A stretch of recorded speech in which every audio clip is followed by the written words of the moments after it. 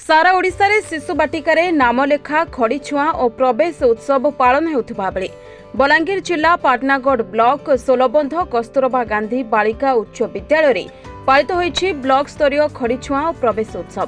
पिलामाने हेउछंती देशर भविष्यत आउ पिलामाने केमिति हस खुशीर सहित निजर भविष्यत गढ़िबे से नै समस्तक इच्छा।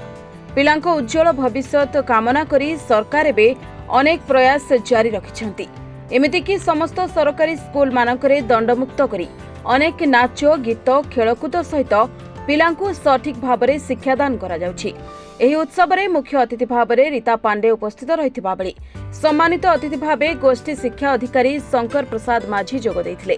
तेबे विद्यालयर शिक्षक शिक्षयित्री और स्कूल परिचालना कमिटी सरकारको खड़ीछुआ रथकु स्वागत कला परे समस्त कुनी कुनी छात्र छात्री अभिभावक एवं अतिथि वृंदंकु फूलतोड़ा देई स्वागत जणाइबा परे आरंभ होइथिला खड़ीछुआ और प्रवेश उत्सव। सुरु सिंह नायक भारप्राप्त प्रधान शिक्षक पीएमसी गवर्नमेंट यूएचएस सोलबन आज ब्लॉक स्तरीय प्रवेश उत्सव तथा खड़ीछुआ पर्व आम विद्यालय पालित होउछि।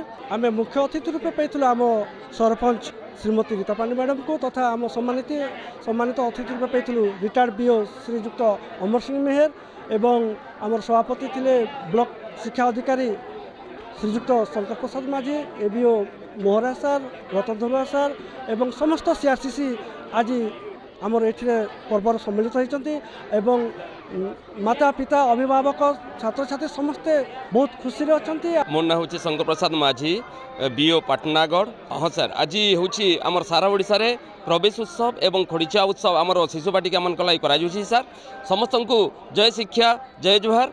तो आज आम देखुन सारा ओडिशा रे आमर छोट छोट शिशु मान सरकार बहादुर जो गोटे प्रयास करिसेंती आमर समस्त क्लस्टर रे 314 ब्लॉक रो समस्त क्लस्टर रे आज खड़ीछुआ उत्सव चली सर। आ बहुत सुंदर भाव में आमर छात्र छात्री मैंने आइछंती तांकर अभिभावक अभिभावक आइछंती सेमानकु प्रथम सम्मान पाई तांकु गोटे बही बस्तानी देबु सेथिरे विभिन्न प्रकार पुस्तक अछि। प्रथमे छात्र छात्री में जेते बेले तांकर अक्षर ओं अक्षर आरंभ करिवे एवं आगको पाद बढ़ाइबे। सर रिटायर्ड बीओ जगन्नाथ प्रसाद ब्लॉक रे थिली गंजाम रे एबे आसिक सोलबंद रोचे यहाँ मोर बासस्थान ए स्कूल में पढ़िक मनीष होइछे।